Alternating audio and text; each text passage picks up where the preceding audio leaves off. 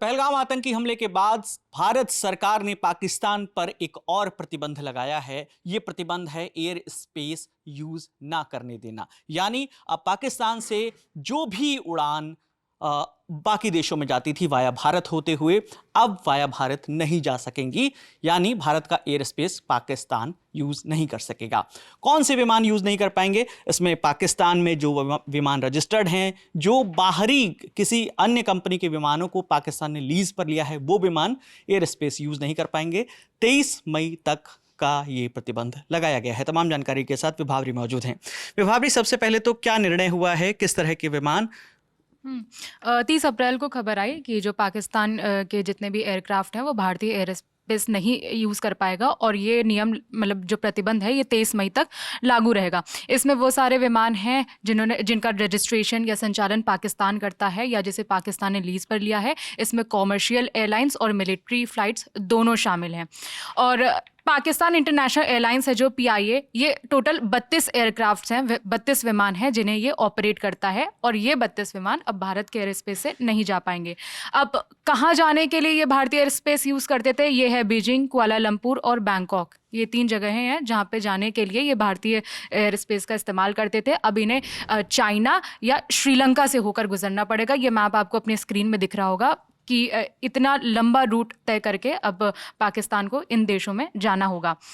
अब इसमें एक ज़रूरी बात ये जान लेते हैं कि जो फ़्लाइट्स पाकिस्तान ऑपरेट करता है वो भारत के रूट से नहीं जा सकते। अदरवाइज़ जो दूसरी इंटरनेशनल फ़्लाइट्स हैं जो वाया पाकिस्तान जाती हैं दूसरे जगहों पे, वो भारतीय स्पेस का इस्तेमाल कर सकते हैं। अब जैसे लाहौर कुआलालंपुर है, ये बटिक एयर है जो इंडोनेशियन एयरलाइन है, ये इस्तेमाल करती है इस एयर स्पेस को। तो ये भारतीय एयर स्पेस के द्वारा मतलब का इस्तेमाल कर सकती है जो लाहौर से कुआलालंपुर जाएगी। दूसरी थाईलैंड की थाई एयर फ्लाइट है, ये भी इस्लामाबाद से बैंकॉक जा पाएगी भारतीय स्पेस का इस्तेमाल करते हुए।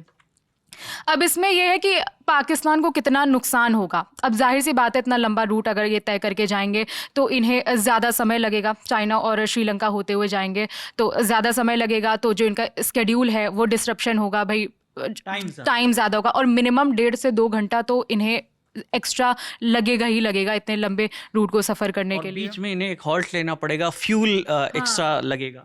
फ्यूल एक्स्ट्रा लगेगा तो वहाँ पे भी इनका एक नुकसान है।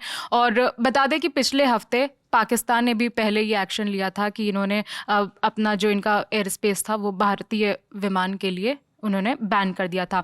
तो जो शिकागो, पेरिस, न्यूयॉर्क और दुबई जाने वाली फ़्लाइट्स थी जो भारत से जाती थी, उनका रूट फिर बदल गया था। फिर वो पाकिस्तान के थ्रू मतलब पाकिस्तानी एयर स्पेस के द्वारा फिर वो नहीं जा पाई थी।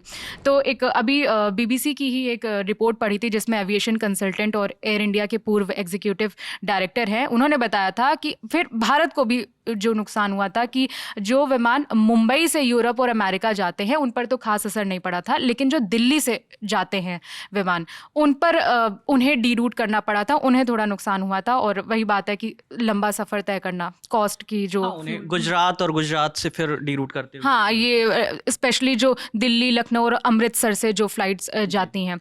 और वही है कि समय की ज़्यादा की बर्बादी, फ्यूल का खर्चा, ये सारी चीज़ें हैं जो दोनों देशों को इफ़ेक्ट करने का। लेकिन एक चीज़ है कि हाउ पाकिस्तान मतलब पाकिस्तान का मिलियंस का जो नुकसान है वो कैसे हो रहा है। जैसे जो ओवर फ्लाइट फ़ीस है, जैसे जब कोई भी देश दूसरे देश का जो एयर स्पेस है वो इस्तेमाल करता है तो उस देश को एक फ़ीस देता है वो।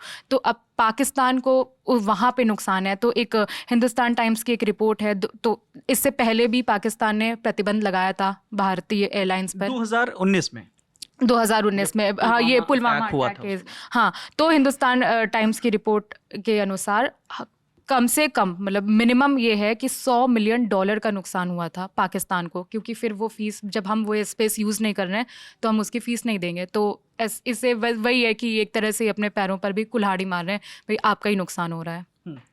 तो एयर स्पेस दोनों देशों ने दोनों देशों के जो उड़ानें हैं, विमान जाते हैं, उनके लिए प्रतिबंध लगा दिया गया है। लेकिन जो विदेशी एयरलाइन कंपनियां हैं वो उनका जो एयर स्पेस वो यूज़ करते रहेंगे जाने के लिए। हाँ, और एक और इसमें अपडेट है वो बता देते हैं कि India has deployed advance jamming system, मतलब एक एडवांस जैमिंग सिस्टम भारत ने डिप्लॉय किया है ताकि जो पाकिस्तान मिलिट्री एयरक्राफ्ट्स हैं वो जीएनएसएस का इस्तेमाल नहीं कर पाएँ। जीएनएसएस यानी कि ग्लोबल नेविगेशन सैटेलाइट सिस्टम है, उसका इस्तेमाल ना कर पाएँ, इसलिए जो वेस्टर्न रूट है वहाँ पर भारत ने एडवांस जैमिंग सिस्टम लगाया हुआ है।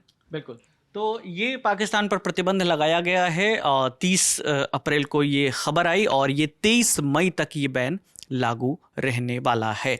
और भी तमाम जो जानकारी आ रही है भारत की तरफ से जो एक्शन लिए जा रहे हैं पाकिस्तान पर, लगातार हम आपको वीडियोस के जरिए आप तक पहुंचा रहे हैं। इस बातचीत में मेरे साथ विभावरी थी, कैमरे के पीछे मोहन है, मेरा नाम विकास वर्मा है। देखते रहिए दी ललन टॉप। शुक्रिया।